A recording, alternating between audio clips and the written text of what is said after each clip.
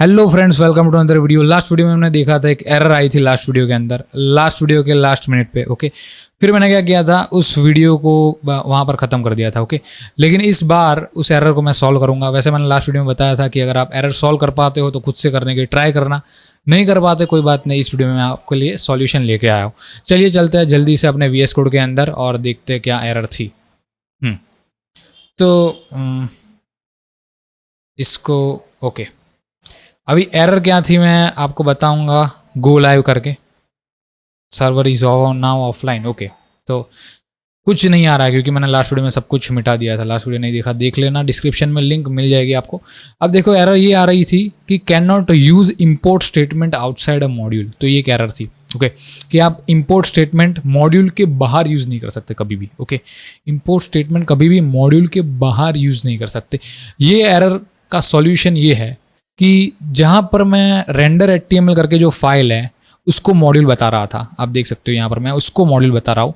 तो प्रॉब्लम ये थी कि मैं इसके अंदर से एक्सपोर्ट कर रहा हूँ चीज़ों को। देखो, सेव माई नेम डियर करके एक फंक्शन था, उसको मैं एक्सपोर्ट कर रहा हूँ इस फाइल के अंदर से। लेकिन प्रॉब्लम ये है कि मुझे इसको टाइप मॉड्यूल नहीं बनाता था, मुझे इसको टाइप मॉड्यूल बनाना था। जिसके अंदर मैं यूज़ करता हूँ ना, जिसके अंदर मैं इंपोर्ट करता हूँ चीज़ों को, तो उसको मुझे मॉड्यूल बनाना होता है, ना कि उस फाइल को जो कि मैं यूज़ ही नहीं करने वाला। ओके, तो उसको इंक्लूड भी नहीं करना है। तो ये एक मेरी गलती थी। इंक्लूड करने की ज़रूरत ही नहीं है यार। आप अगर लॉजिकली सोचोगे तो इस चीज़ को इंक्लूड करने की कोई ज़रूरत नहीं है। क्यों ज़रूरत नहीं है मैं आपको बताता हूँ। क्योंकि देखो, क्यों ज़रूरत नहीं है, क्योंकि सारा कोड जो भी मैं कर रहा हूँ यहाँ पर इंपोर्ट, मान लो ये फाइल है, इसके अंदर से इंपोर्ट कर रहा हूँ। ओके, तो जो भी कोड मैं यहाँ पर इंपोर्ट कर रहा हूँ वो तो इसके अंदर से आ ही जाने वाला है, तो इसके अंदर इंक्लूड करने की क्या ही ज़रूरत है।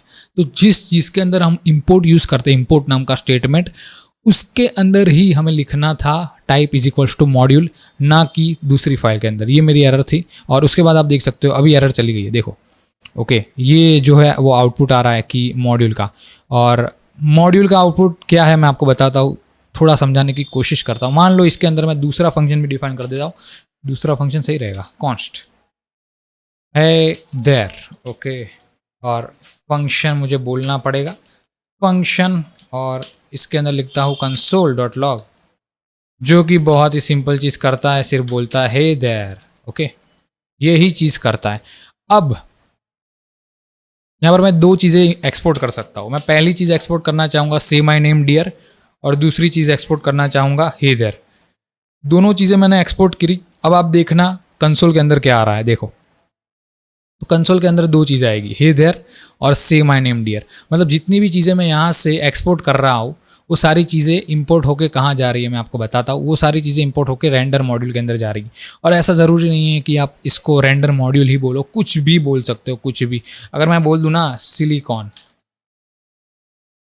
कि सिलिकॉन बोल दूँ तो भी चीज़ें तो सेम ही रहने वाली है, उसमें कोई प्रॉब्लम नहीं आएगा। देखो, कोई भी एरर हमको नज़र नहीं आ रही है। ओके, अभी मैं क्या कर सकता हूँ, अब मैं कर सकता हूँ सिलिकॉन डॉट क्या कर सकता हूँ, हे देयर बहुत ही आसानी से कर सकता हूँ। और एक चीज़ कर सकता हूँ सिलिकॉन डॉट से माई नेम डियर। सो ये एक चीज़ भी कर सकता हूँ, और दोनों के रिजल्ट आपको console.log के अंदर मिल जाएगी। ये एक नॉर्मल फंक्शन की तरह हो गया जिसे हम यूज़ कर सकते हैं। और सिलिकॉन जो है वो एक प्रकार का अपना क्या बोलते हैं, ऑब्जेक्ट हो गया जिसके अंदर सारी मेथड्स है। ओके, तो ऑब्जेक्ट के अंदर अगर फंक्शन हम स्टोर करते हैं तो उसको मेथड्स बोलते हैं। वैसे ही आप स्टोर कर सकते हो फंक्शन अगर आप स्टोर करना चाहते हो। देखो, हे देयर और माई नेम इज सिलिकॉन, तो हमने इंपोर्ट तो कर दिया है। ओके, मैंने लास्ट वीडियो में भी आपको बताया था कि हम क्यों यूज़ करते हैं मॉड्यूल सिस्टम को, और मॉड्यूल सिस्टम अगर ना यूज़ करें तो क्या प्रॉब्लम होती है। लास्ट वीडियो में सब कुछ मैंने बताया था, आप देख लेना उसको। ओके, अब मैं मेन फंक्शनैलिटी की बात करूंगा। इस वीडियो में हम क्या करेंगे उसकी बात करूंगा। तो इस वीडियो में हम करने वाले हैं रेंडर। HTML को हम करेंगे रेंडर मेन कंटेनर के अंदर, क्योंकि मैं डेटा से UI को रेंडर करना चाहता हूँ। इसलिए अब काफ़ी लोगों को पता भी नहीं होगा रेंडर क्या होता है। मैं आपको बताता हूँ रेंडर क्या होता है। रेंडर मीनिंग इन प्रोग्रामिंग हम देखते हैं। तो ये कुछ डेफिनेशन मुझको मिली थी, मैंने पहले भी गूगल करके रखा था, कि the process of gathering photo realistic और non photo realistic image from 2D और 3D model by means of computer program. तो इसका मतलब सिंपल ये होता है कि आप यूआई को रेंडर कर सकते हो। ओके मतलब डेटा में से आप यूआई को निकालो, डेटा में से आप यूआई को बनाओ, डेटा में से आप वेबसाइट बनाओ, उसको हम बोलते हैं रेंडरिंग। समझ रहे हो क्या बोल रहा हूँ मैं? तो इसको बोलते हैं रेंडरिंग। बहुत ही सिंपल भाषा में आपको बताओ, डेटा है आपके पास कोई, ओके, उसके अंदर से आप कुछ ऐसा यूआई बना रहे हो, उसको रेंडरिंग बोलते हैं। आपके पास एक ऑब्जेक्ट है जो कि हमारे पास है, एक एरे है सॉरी, और उसके अंदर काफ़ी सारा डेटा है, आप देख सकते हो ये सारा डेटा है। ओके ये कलर है, इसका आईडी है, इज हाईलाइटेड है या नहीं, वो सारी चीज़ें हैं, और भी काफ़ी सारी चीज़ें। तो इन सारी चीज़ों को अगर मैं एक यूआई के अंदर कन्वर्ट कर दूं तो इसको बोलेंगे हम कि हम रेंडर कर रहे हैं एक यूआई को, किसके अंदर से, डेटा के अंदर से। तो इस चीज़ को बोलते हैं रेंडरिंग। और उसका मैं जल्दी से एक फंक्शन बना देता हूँ render.html.js के अंदर, सॉरी, और ये दोनों के दोनों फंक्शन हटा देना चाहूँगा अभी के लिए, और इसको भी हटा देता हूँ क्योंकि अभी के लिए कोई काम का नहीं है। क्या करूँगा यहाँ पर, ध्यान से देखना मैं क्या करता हूँ, क्या करूँगा, कॉन्स्ट एक फंक्शन क्रिएट कर देता हूँ, create a function that renders HTML using array that we provide। Okay सही है। अभी जल्दी से क्रिएट कर देता हूँ फंक्शन कॉन्स्ट रेंडर HTML तो बहुत हो गया, रेंडर माई HTML लिखते हैं यार, सही लगेगा। रेंडर यूआई सही लगेगा, मुझे तो सही लग रहा है। और के बाद फंक्शन कैसे डिफाइन करते हैं सबको मालूम है, बच्चे वाली बात हो गई। ओके और इसके अंदर लिख सकता हूँ console.log UI has been rendered, ऐसा कुछ। अभी मैंने कॉल नहीं किया ना फंक्शन को, तो कहाँ पर कॉल करूँ, सिलिकॉन लिखूँगा ये, क्योंकि एक ऑब्जेक्ट है, सिलिकॉन ही रखता हूँ, नाम बदलने की कोई ज़रूरत नहीं है। फिर मैं लिखता हूँ क्या था, 2 मिनट मुझे देख लेने दो। ओके तो मैंने एक्सपोर्ट ही नहीं किया, पहले तो एक्सपोर्ट करना है, उसके बाद इंपोर्ट का सजेशन मुझे आएगा। वाह VS कोड बहुत ही इंटेलिजेंट है, उसको पता है कि अगर इसने एक्सपोर्ट नहीं किया तो इंपोर्ट भी नहीं कर सकता। बहुत इंटेलिजेंट है भाई, बहुत intelligent. UI has been rendered. Okay तो फंक्शन काम कर रहा है अपना। अभी मैं क्या करूँगा, इस फंक्शन को एक एरे दूंगा, ओ स्पेलिंग गलत है भाई, स्क्वायर्स। ओके स्क्वायर्स नाम का एक वेरिएबल देना चाहूँगा, जो कि वेरिएबल नहीं होगा, क्या होगा आपको बता दूँ, जो कि एक एरे होगा जो कि हम जनरेट कर रहे हैं 64 स्क्वायर्स का। ओके मतलब 8 स्क्वायर्स का, टोटल 64 स्क्वायर्स है, लेकिन हर रॉ के लिए 8 है। तो ऐसे करके मैंने एक एरे बना दिया था और वो हमने पुश भी किया था किसी के अंदर, तो वो था मेन मैप। तो मेन मैप को मैं यहाँ से मिटा देता हूँ, console.log से क्या है वो आपको थोड़ा परेशान करती है, इसलिए मैंने उसको हटा दिया। जल्दी से मैं करता हूँ रेंडर UI के अंदर क्या डालूंगा, मेन मैप डालूंगा। आप देखना तो ये सारी चीज़ें आ रही है अपनी रेंडर HTML के अंदर से, तो ये 5वीं लाइन में से आ रही है, यहाँ पर आप देख सकते हो। यहाँ पर जूम करता हूँ थोड़ा, ये जूम करना था यार, इसने तो फाइल ही खोल दी पूरी। जूम, बाप रे बाप, नहीं हो रहा है। चलो कोई बात नहीं जी, इसको मैं 100% कर देता हूँ। आपको फिर भी दिख तो रहा ही है। ओके जूम करने की कोई ज़रूरत नहीं थी, ओवर एक्साइटेड हूँ इसलिए। ओके तो स्क्वायर्स जो है वो क्या है, एक एरे है जिसके अंदर 8 एलिमेंट्स है, और हर एक एलिमेंट क्या है, वो दूसरा एरे है जिसके अंदर फिर से 8 एलिमेंट्स है। हर एरे के अंदर एक 8 ऑब्जेक्ट्स है। हर एरे के अंदर 8 ऑब्जेक्ट्स हमने स्टोर किए हैं, जिसके अंदर अलग अलग प्रॉपर्टीज़ है, कलर है और काफ़ी सारी चीज़ें। तो हमने सारा डेटा अभी के लिए नहीं डाला, लेकिन एक डेटा है जिससे हम UI रेंडर कर सकते हैं बहुत ही जल्दी से। इसी वीडियो के अंदर मैं आपको बताता हूँ। कलर्स से हम पहले स्क्वायर्स तो रेंडर कर ही सकते हैं, समझ रहे हो मैं क्या बोल रहा हूँ। जैसे मैं कलर प्रोवाइड करता हूँ वैसे हम स्क्वायर्स तो रेंडर कर ही सकते हैं ना। जल्दी से हम स्क्वायर्स को रेंडर करना शुरू करते हैं। तो पहले मुझे क्या करना पड़ेगा, मैं देखता हूँ। पहले तो मुझे एक मेन कंटेनर चाहिए, क्योंकि मैं इसके अंदर एलिमेंट्स डालूंगा, जो भी मैं क्रिएट करता जाऊंगा वो। तो इसलिए मैं करता हूँ, कमेंट लगाता हूँ पहले, select main container from markup. यार मार्कअप क्या कर रहा हूँ मैं, मार्कअप। ओके अभी क्या करेंगे, const main container equals to document document dot query selector, और उसके अंदर एक चीज़ आती है डॉट करके, उसको हम बोलते हैं मेन कंटेनर। तो मेन कंटेनर मुझे सिलेक्ट करना है, बहुत ही जल्दी से सिलेक्ट करता हूँ मेन कंटेनर को। कंट्रोल-C, आर रह गया है सिलेक्ट में, कोई बात नहीं जी, कर देंगे। तो आर लिख देता हूँ, कंसोल डॉट लॉग करता हूँ। थोड़ा फास्ट जा रहा हूँ क्योंकि बहुत ही आसान सी चीज़ें हैं। अभी आ रहा है, ओके, और पूरी की पूरा स्क्वायर आ रहा है। देखो मैं इसको थोड़ा ऐसे ऐसे करता हूँ, देखो पूरा स्क्वायर आएगा। ओके, इसको एक काम करता हूँ, इस पे देखते हो तो 560 पिक्सल का एक स्क्वायर है, मतलब 560। ओके, तो 560 को हम डिवाइड करते हैं, 560 डिवाइड बाई 8, क्योंकि 8 ही होने वाला था इसलिए। तो 70 पिक्सल हर एक स्क्वायर की हाइट और विड्थ दोनों रहेगी। शुरू करते हैं काम को बिना टाइम वेस्ट किए।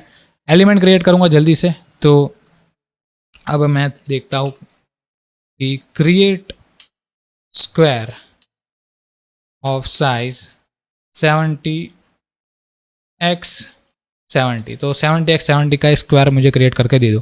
कैसे करेंगे, किसी भी HTML एलिमेंट को हम कैसे क्रिएट करते हैं?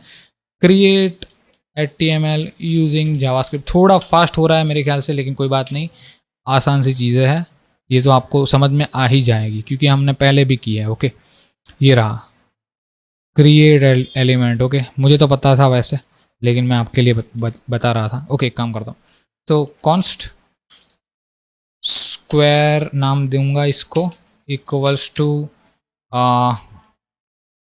डॉक्यूमेंट डॉट क्रिएट एलिमेंट, और एलिमेंट का नाम रहेगा ड्यू। कंसोल करता हूँ जल्दी से, स्क्वायर, और अब देखना ध्यान से क्या होता है।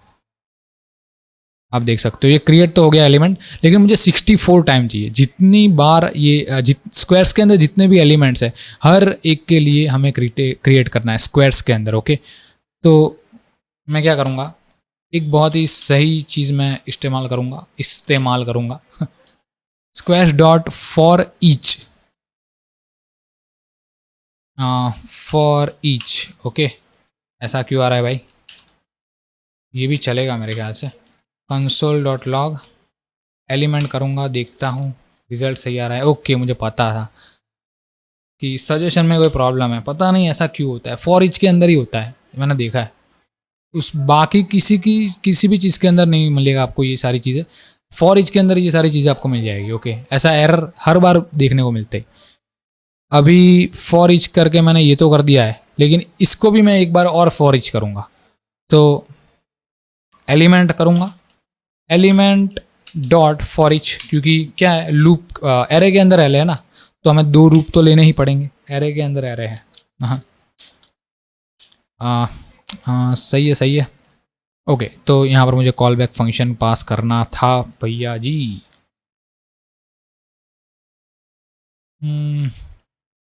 ओके, एलिमेंट की जगह पर एल लिख देता हूँ क्योंकि कन्फ्यूजन्स को दूर करता है ये सारी चीज़ें।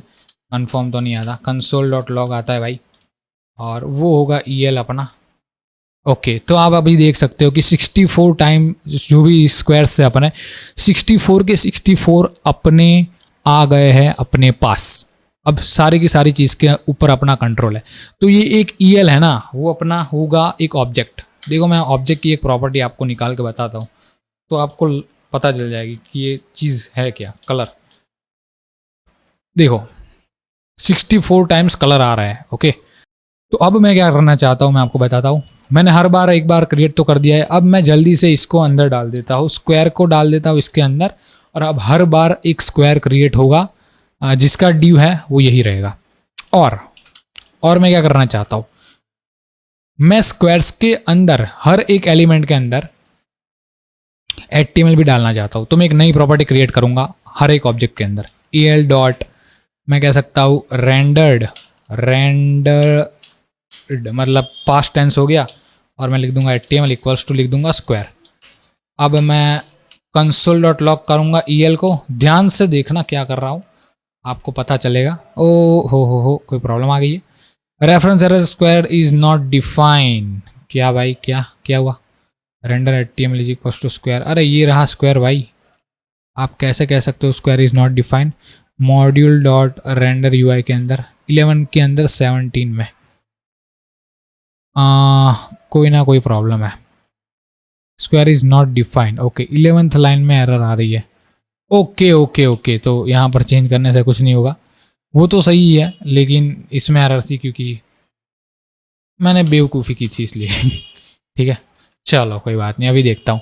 अभी देखो, हर एक एलिमेंट, हर एक ऑब्जेक्ट के अंदर एक नई प्रॉपर्टी आ गई है जिसका नाम है रेंडर HTML, और जो कि एक प्रकार का क्या बोलते हैं, एक नोड है, नोड लिस्ट है, और उसके अंदर काफ़ी सारी प्रॉपर्टी आप देख सकते हो। ओके, लेकिन मैं ऐसा नहीं करना चाहता। वैसे ऐसा कर सकते, इसमें कोई प्रॉब्लम नहीं है। ओके, तो क्रिएट एलिमेंट तो हो गया। अब मैं एक और चीज़ कर सकता हूँ, इसके अंदर मुझे हर बार एक क्लास भी तो सेट करना पड़ेगा ना, क्लास भी सेट करना पड़ेगा क्योंकि स्टाइल तो आएगी ही आएगी। ओके, वो आएगी अपनी CSS के अंदर से।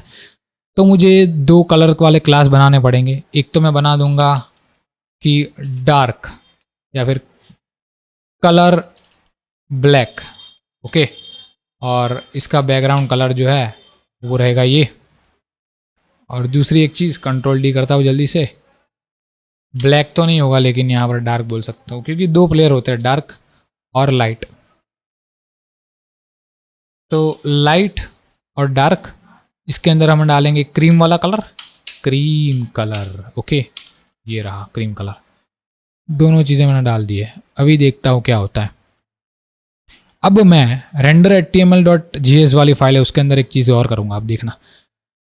तो इसके अंदर एक क्लास ऐड करना है। अब क्लास कैसे ऐड करेंगे, अगर आपको पता है, क्लास लिस्ट करना है, डॉट ऐड करो, तो जो भी क्लास आपने अगर CSS के अंदर डाली है वो सारी क्लास ऐड हो जाएगी। अब इसमें कंडीशन मुझे अप्लाई करनी पड़ेगी कि अगर इसके अंदर जो भी कलर आता है उसके हिसाब से मुझे कंडीशन अप्लाई करनी पड़ेगी।